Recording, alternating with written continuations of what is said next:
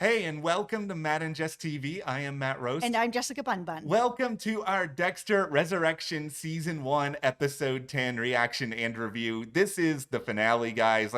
How are you all feeling? I'm a little bit bittersweet just because I've had such a great ride with everybody talking about this show, and I'm just so unbelievably sad that it's over. Yeah, it's really hard to digest that this is over. It has been such an amazing season. I mean, some incredible performances, great episodes. And I know that there was the leak that was out there for this episode. And we just wanted to take a moment to appreciate you guys for not leaving spoilers in our comments. We didn't see anything, so we didn't know what was coming up. And it was really nice to have it unspoiled for us. You know, I understand why some of you out there, of course, wanted to see what was happening as soon as you can. I mean, this has been an amazing season, but we truly appreciate that, you guys didn't spoil it for us. So thank you so much. No, we are really, really grateful for that. And I just have to say, watching this entire finale start to finish, I came away feeling like, all right, this is okay. This is fine. I didn't feel like I was losing my mind. I didn't feel completely crestfallen. It's just, we have all been through so many bad Dexter finales over the years. This was not that. I think it did a lot right. It's just that it didn't match a lot of the rest of the season. But to me, this has been a phenomenal season, the best thing this show has done since at the very least season 5, which we both think is really, really underrated. Yeah, the thing about this finale was it was good. It was just very safe. And I think a lot of the things that we all kind of wanted to see wrapped up got wrapped up. And I think it's also just, it's so difficult to be doing a finale that comes after what they did in episode 9 with Angel, which is easily one of the best episodes of this season, of the franchise. It was so incredibly well done that now the bar is in heaven. So how do you, top that going into the finale? And the answer is you can't.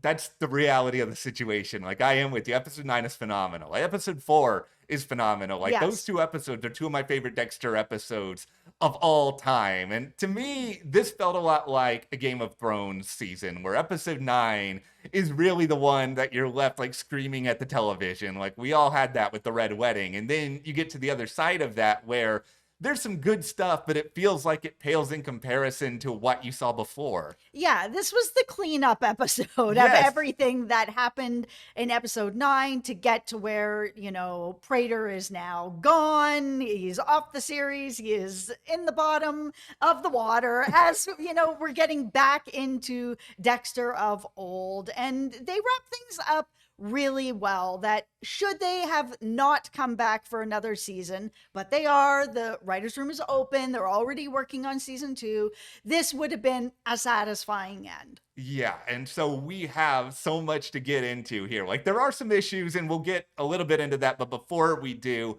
be sure to hit that subscribe button because 78,000 subscribers for us. It's just right around the corner. We are so grateful to everyone who has been supporting us this season. And by subscribing, you also make sure you don't miss any of the other discussions that Jess and I are going to be bringing here at the channel. Absolutely. We have Only Murders in the Building coming up, as well as Gen V. Welcome to Derry is going to be on HBO, and Fallout. There is all kinds of content coming up here. Lots and lots of videos. So hit that subscribe button. Thank you so much for supporting us. We really appreciate it. Thank you guys so much. We're really, really grateful for that. Yeah. Okay, well, let's just talk about Dexter and Prater because so much of this episode was really wound around what's gonna happen to these two people. And we start off with Dexter just in this terrible position where he is just trapped. He is just locked in this panic room. Yeah, and what was really cool about the way that they did this, having Angel's phone, having Quinn calling on it with that song, it was very well done in the way that Prater had clearly never really done anything like this. This was a whim of the moment. I've decided I'm going to start shooting. Angel is done. He's no cleanup, no nothing, no looking for a phone, nothing. He's just and out the door. So, he got very lucky, Dexter, that Prater really isn't very seasoned. This is the first time. He doesn't know what is going on. Yeah, I like how they presented that. I also just feel like this episode really show Dexter at his most resourceful. I mean, we think back to whether it is the original show, whether it's Original Sin, that this is a guy who has been able to pivot and constantly find ways in order to stay around. And there was a little bit of Dexter MacGyver going on here when it comes to how can I make use of my phone? How can I contact Harrison? How can I get Harrison involved in all of this? And some of the revelations that he has along the way, where you have it's an escape thriller, but at the same time, it's this like bizarrely emotional journey for him as well. I was going on an emotional journey with that phone because it was like, I was like, does Angel have Harrison's number in there? Does Yeah. Dexter actually remember Harrison's number? Because, like, I can barely remember my own phone number. If somebody was like, I need you to dial your mom's number right now, I cannot do it anymore. I'm just like looking through my phone and hitting the button, right? So I was just like, wow, that's pretty amazing that anybody can do that. And then, of course, there's the old trope of battery depleting. I'm like, oh my goodness, when does that ever really happen? I mean, it does. But Yeah, it rarely happens to me. I plug in my phone too much, if I'm being honest here. Yeah. I'll also be honest about something else. I'm not going to sit here and share my phone number in this video, but I intentionally picked a number that for me would be so memorable that I would never forget it. Like, that has worked for me, but I don't think that's a priority for Dexter or for Harrison in this situation. Yeah. Like, just watching Dexter kind of figure all this out and kind of remembering certain things about Harrison, but then Harrison also being willing to step up for Dexter in this moment. I think we're talking about emotional moments here.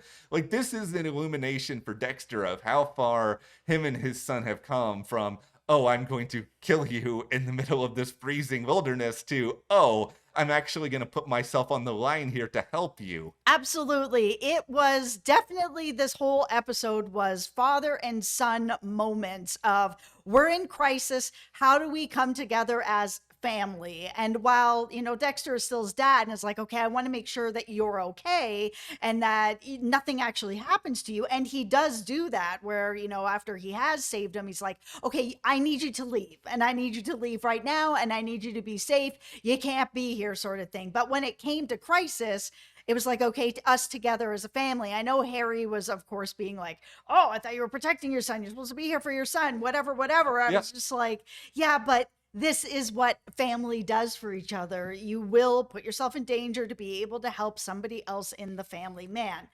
Harry has been on fire this season, and in this episode especially, when Dexter was like going in to get Prater and he was just like, go get that. I was like, yeah, Harry. This was the ultimate angel and devil on your shoulder episode, because we had Harry, but then we also had Brian Moser, where a long time ago, like many, many months ago, the actor had hinted on social media that he might have been coming on the show. I Yeah. feel like for a lot of us, me included, kind of forgot about that a little bit over the course of the season. And so, let us know in the comments if you were surprised about this or not. I actually was surprised, and the reason why is because I didn't think he would put such a spoiler online so early. I thought it was going to be like, yeah, I thought he was just joking around, like, ha ha ha, here I am out in New York on my way back, whatever. I was just like, okay, oh ha ha, why would you spoil this? But you did. Yeah, you did. And like, this is the first time we've really had Brian in this way since going back to the whole Nebraska episode, which, ironically, we've talked about this season because of all the Jonah Mitchell as the New York Ripper theories, Right. which we'll get into that a little bit more a little bit later. But Dexter kind of did have to conquer a few different things here. He had to Yes. conquer, okay, Brian's in my head again because I'm in this really dark situation. How can I get him out? How can I get my son to help me? How can I listen to Harry, who is, of course, representing the good part of my conscience, in order to make this situation actually better? Absolutely. I mean, this confrontation, oh man, it was so good. I mean, Peter's performance in this by calling back Harrison, holding him there to be like, hey, Dexter, I've got your son. You might want to come up here. And how composed and measured he was to be like, you know what? Yeah, that angel thing, that was the first time I was doing anything. And I was just like wild and free. I'm not right now. Right now, I'm actually thinking things through, and now I'm extra dangerous. And this is where I think we get to a real turning point for Dexter as a character, because Yeah. this is Dexter sort of realizing, okay, this isn't just a stranger's life in jeopardy. This isn't a coworker's life in jeopardy. Like, this is my actual son. Like, how do I navigate this situation? And I know it's dark, but it's always kind of funny hearing Dexter in crisis have these conversations in his head where he is just sort of questioning his own empathy, his own ability to be a human being. And we got Yeah. that here. Yeah, absolutely. And I understand why he has these conversations with himself because it's something that he's always struggled with, that he thinks that he's not capable of this, that this is as close as he's ever going to get to caring or feeling for anybody. But having him like basically recreate the ending of New Blood, which sucked, by being like, right here, shoot me instead. I was so glad that Harrison called that out and was like, you know what? Twice is enough. You don't need to be doing that anymore. It's done. It reminded me, and I know there's a very specific audience out there, the series finale of Curb Your Enthusiasm, where they basically did the Seinfeld ending again, but they did it in a way that people were happier with it. Yeah. And I was just very happy that they sort of touched on that. They had a little bit of a wink to it, but at the same Yes. time, obviously a very different ending here because, as it turns out, Dexter's advice for Harrison this time around, instead of "I'm going to make you into me," he sort of sets up more of a survival instinct for Harrison. And that is the real key to having Leon end up on Dexter's table. Okay, so I think a lot of us out there felt that Leon was going to end up on the table, and he Yeah. did. He ended up on, we'll call it Brian's table, which is, fitting at this point since, this is sort of a rebirth, the resurrection of Dexter, of kind of where he started that first season where we all saw him with Brian and everything that he did with Brian. And even that conversation with Brian in this, where he's just like, you know what? I'm really glad that I did what I did because I'm not you. And if I hadn't done that, I wouldn't be the person that I am now. And in that conversation that he's having with Leon as well, he has a lot of these realizations about himself. And one of the realizations that I was just like, this is very deeply profound for him, is that he isn't just in it for the thrill of the kill or to just feel something, because that was something that Dexter for a long time had said, that he was like, I just don't feel anything unless I'm killing somebody. It's the only way I feel anything. So that's what's happening, sort of thing. But he's realized that it's not actually only about that. It's about two things, and that he is part of this cop family, and that he has been working, in Miami Metro for all those years, and that there is a sense of justice to this that he feels very deeply about. It's a nice change, and it's something that the show needed, because I know we Yeah. can all be, network executives here and be like, we just want the money, money, money. And it's like, yeah, of course, that's why Dexter Resurrection exists. But It's a business. yeah, the entire industry is a business. But at the same time, if you're Clyde Phillips, if you're Michael, like, you want this show to mean something. And I think just doing the same old thing with the original Dexter, where the Dark Passenger doesn't change, and we're just watching the same thing, except Dexter's got a son now who is not necessarily okay with it, but it's just kind of like, all right, I accept you. That's not enough. And I think moving in this direction, it gives Dexter a little bit more of a drive. I don't necessarily think that we're moving into like completely unknown territory in season 2. Like, I still think he's going to be out there killing bad people, but he's going to have this other like thought in his head as he's doing it now. Yeah, I mean, one of the other things he had said to Prater is he decided not to take a blood slide. And at first I thought it was,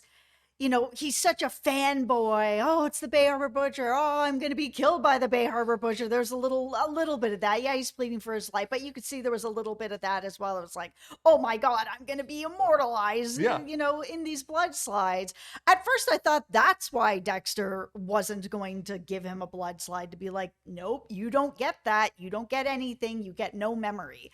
But when he finally came about and was like, no, I just don't want to remember you. You're not worth my living in my mind or living in my box or being part of any memory I want to hold with me. You're not a trophy and you're not a memory. I was like, that's even worse. That is the best moment of this entire episode. That was the one moment where I was just like, oh my God, yes, I am going to watch this, because I know somebody's going to clip it and it's going to be on Twitter for like For 200 sure. years. And I will go back and watch that over and over, because it was just so, it was deep. it was profound, but it was Yeah. just also Michael and Peter were just so good in those scenes. And it's like, I know that Peter was always destined to be a limited time. These big bads never stay that long, but it was just, he did such an unbelievable job, especially given he didn't show up until episode I 4. know. It's not even like he's been here for the entire season or anything. Yeah, and I mean now they're in this like really weird cleanup stage because there was all of course all these cops and detectives downstairs. He punches in the code wrong, everybody runs upstairs. Prater of course is not there. He's now dumped in the water, with Dexter, but you've got Angel there. The gun's on the ground as Prater's prints on it. He'll be, in the wind or whatever, so he'll be responsible and he is responsible, Yes. so that's fine. But then we have a bunch of other things that are going on at this point as well. Like they're in this like macabre room filled with all these like treasures of his, of Yeah. like other killers. But more than that, there's the files. So Dexter took off with some of the files. He's got Al, which is one that, Mhm. we kind of thought he would pick up. And I think we're going to see Al again. I don't think it's just going to be like, oh, okay, well, he's got the Al file, so we know that Al will get taken care of off screen, so no problem. Don't do that. I'm Just worried. no, don't do that. You need to take him out on screen. But Dexter did leave the New York Ripper file there where Claudette is like basically just been handed the keys to the kingdom. How do you think she feels about that? Like, I feel like she's got to be relieved that she's getting it, but at the same time, man, when you work for something for a really, really long time and then somebody just come and hands you the cheat codes and is like, here you go, it's ABCAAAD. And you're like, oh, man, I've been trying to make that jump for, 10 years now. Okay, I'm putting on the beef hat. I'm just gonna do it. Oh, All all right, right. this is the part of the finale I didn't love, and it's the idea that we had all of these red herrings that were kind of thrown at us throughout this season, with the New York Ripper being one of them. Like Elsa, her role in the story. Yeah, she just poof. Yeah, like Elsa's just gone. Like, does Gigi mean anything? What are all the theories about what's going on with the like? We've had all of these questions, and it just felt like the finale was just like, ha ha ha, you guys spent all this time on this, because there is a fundamental possibility here. And yeah, I think Claudette could feel bittersweet about it, where she gets this file, it has a name on it, Don Framt. I'm sure I'm saying that Yeah, wrong, Don but Framt. I'm worried that it's like, okay, well then she's got the name. Well, I'm assuming that there's a lot more information in there. It's Mm-hmm. sure it's possible this is a fake name or whatever, but at the Possible. same time, like, I feel like Prater is documenting these people really well. Like, why wouldn't he have good information on the Ripper? It just feels to me like they could easily just wash all this away. Oh, Claudette's just gonna go and find him, arrest Yes. him, and all of this hype for the New York Ripper for months here is just gonna go out the window, and I am going to be really mad if that happens. This feels very only murders in the building. They do that to us too, where there's always a whole bunch of red herrings Yes. of things that were like down the hole about, and then it turns out it was a plate of cookies. If you know, you know. And that's what this kind of feels like. Like, I really felt like maybe they were going to be setting up next season to be the New York Ripper, but now it's like, yeah, Claudette has an entire file on Don Framt, and that's it. I'm guessing she's just going to roll up to his house and go into jail. Like, there is no real questions about it anymore. No, so I'm hoping, and not that I'm rooting for the New York Ripper here or anything, but can the Ripper get away or something so that we can actually pay this off a little bit better? Because Mhm. this just feels very ho-hum. Like, I do think we can all get into the questions of like, okay, Dexter's MO is he takes out bad people. Why did he leave behind the file of someone who clearly fits the code? Like, my tinfoil hat theory on this, and it kind of goes back to another thing that this show did not resolve in a baffling way in this finale, which is what happened with Ryan at the start of this season. And it just feels like there's still ways that could go back to Harrison. I feel like Dexter is trying to just distract Claudette because he knows how much she cares about the Ripper, that it's just, Mhm. if all of her attention goes over here, maybe she's just gonna forget about anything else that's been going on. That's a way better theory than what I had. I think Oh, that that's correct. well, I thanks. think that it's going to be like a look over here. It's a deer with a leaf in its mouth so that you're not looking at my son over here. I had just figured when he gave that speech to Prater about justice that that's something that he does feel really deeply and that his kills are also about that, that when he had that meeting with Claudette and he gave her that little bit of information about the weapon and that's, oh, it's actually longer and it's hooked and it's this, and she saw it in the vault as well, that I think he was like, you know what? I'm going to give this to her because this is, somebody who's been hunting this killer for so long now. She's giving speeches about it here at, the school my son may be going to. I'm going to give this to her to get justice this way. Here's my other concern here, and it's a slight one. It's not as big. It's just Dexter basically has now the killer version of Game Genie. For those of you who are younger than Jess and I, Game Genie back in the NES Super Nintendo days, you just plugged it in with your cartridge, and then you could play as like Sledgehammer Mario through like all of Mario Brothers 3. It just Yeah. like you cheated your way, and it Cheat, just cheat, cheat. it feels like this is a cheat folder for Dexter where it's like, yeah, he's got Al, he's got all these other people. It's just Yep. like, can't he just like go and take them all out like boom, boom, boom now? Like that kind of alleviates some of the, I don't know, the suspense. Well, yes, absolutely. It felt a little bit almost like the blacklist for those of you who used to watch that or Yeah. watch that with us, where it's like, okay, he just has like a list of people now that he can just go and take out each episode or each season. It'll be somebody, or every couple episodes, one of these people will be taken out. Yeah. Who's the big bad next season? I feel like they could go in the direction of Rapunzel, but I think it's too predictable. I think it's He not. knows where he is now. He can just roll up and be like, we're having this conversation. Yeah, and he could. And don't get me wrong, I would love to see Eric Stone Street again. We've already created this theory video too about how, Al's in Wisconsin, Yep. maybe Lumen, who's from Minneapolis, maybe they cross paths. Like there's all sorts of roads Yep. they could go down there, but it feels like to me we will see Stone Street again, but I think we're either going to have the Ripper, we're going to have one of those other killers that was in that file, or they're just going to go completely out of left field and surprise us, which I would be more than fine with. And some of those other files, like they could be other recurring bad guys, like what we had this season. That's the thing about it, is I do feel like we are going to see some of those files, because one thing that Dexter loves to do Mhm. is connect the seasons and have little Easter eggs and threads throughout all of them so that all of us super fans will be like clapping in delight Yes. about it. Yeah, I would be very, very happy if they can pay off some of that. But let's raise another question here, though.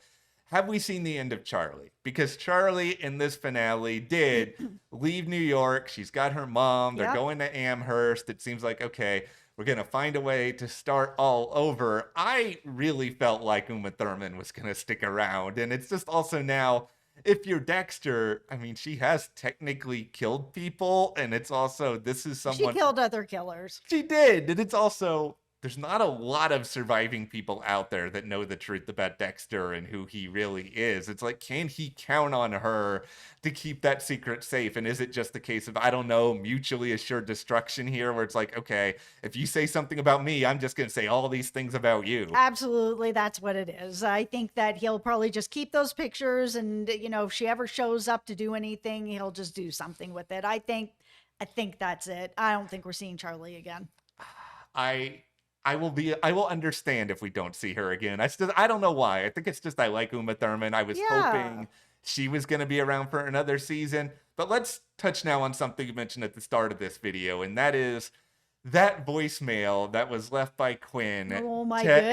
Angel. Because, okay, so we know now that Quinn got the call from Claudette. Now Yes. Quinn is trying to reach out to Angel. He's not able to. These two were friends for a very long time. Like, at what point is Quinn then going to be like, okay, I need to go to New York myself, or I need to call Claudette because I need to actually figure out more of what's going on here? Yeah, I mean, Dexter heard this voicemail and he knows that he's dead. So is he going to find a way to be able to deal with that? Because that definitely, to me, is the biggest cliffhanger that's out there at this point, because Quinn has some information, not all Yeah, information. Angel's not picking up his phone. He's dead. He's never going to be able to pick up his phone. I know. So at some point, Quinn is going to look into it. If he just disappears, he's not going to let that go. So yeah, is he going to call Claudette to be like, hey, what's happened? Oh yeah, Angel is dead. He got killed by this billionaire. And then Quinn's gonna be like, what are you talking about? This doesn't make any sense. No, like, Quinn is.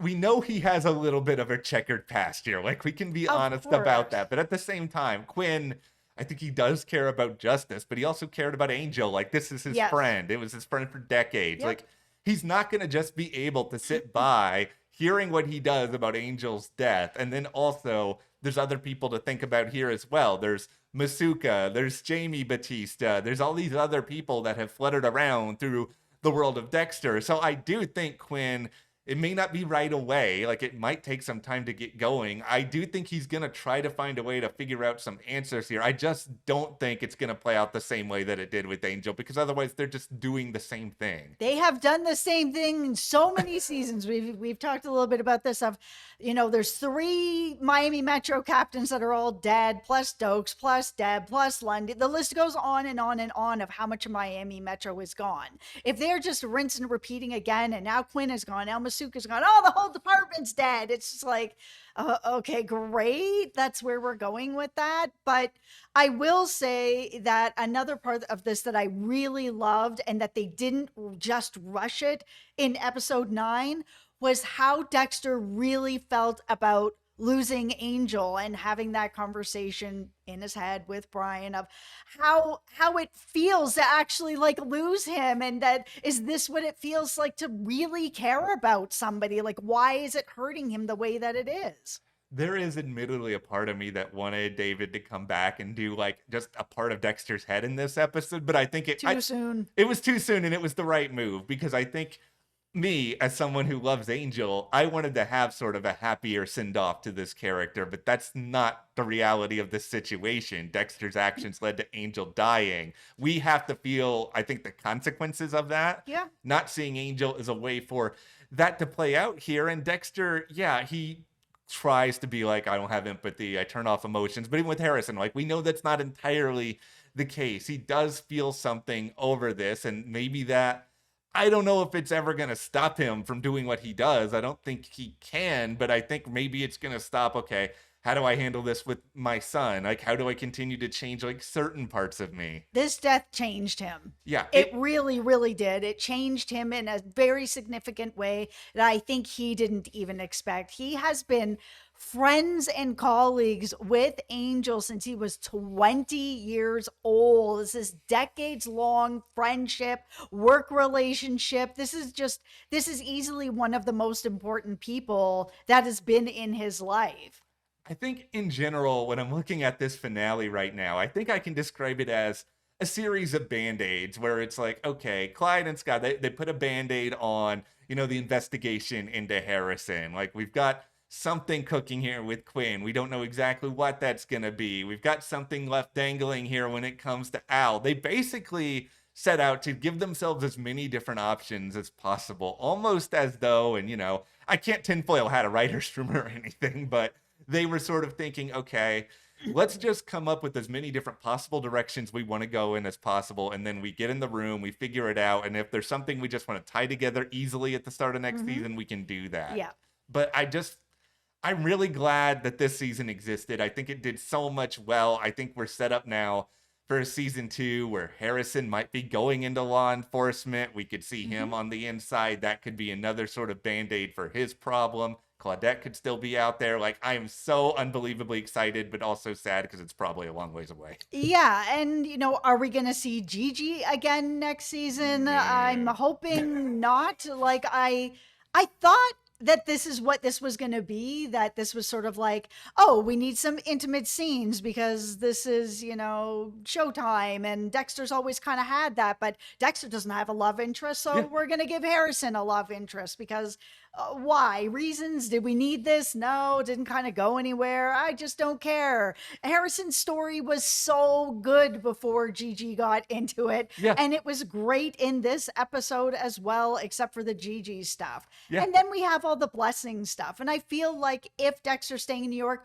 we're going to have Blessing and his family back next season as well. I'm hoping that they settle there for a little while. Yeah, I think a part of what made the original Dexter so great was you had Deb, you had the Miami Yeah. Metro family, you had Rita for the first few seasons. It was comparing and contrasting the Dexter who's cold and taking people out with this pretense, this life that he tried to entertain. And I think through this season, we started to realize there are parts of Dexter that does enjoy having this around. And I think him being isolated from that for so many years and leading up to New Blood, like I think that's accenting it further in his head. So I think we're gonna get in season 2 a little bit more old school Dexter mixed with, okay, this is a part of his new personality now. It's like, how does he handle that while still killing?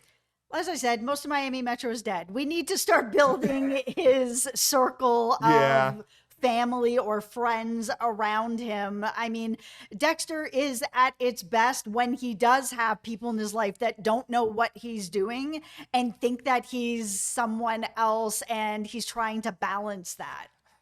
Here's where we are, guys. The Dexter Resurrection season 1 finale is Oh, over. it is. Let's all vent about it together in the comments, but also tell us what you thought about this finale. Mhm. Do you still think the New York Ripper is going to be the big bad of season 2? Like, Don Framt. yeah, like, is this a code name? Is it still one of the other million people we've all speculated about? Like, let us know. Hit that subscribe button, and you can support us further by joining our Patreon. That link is in the description. Thank you so much for your Thank you. support. We will see you here next time.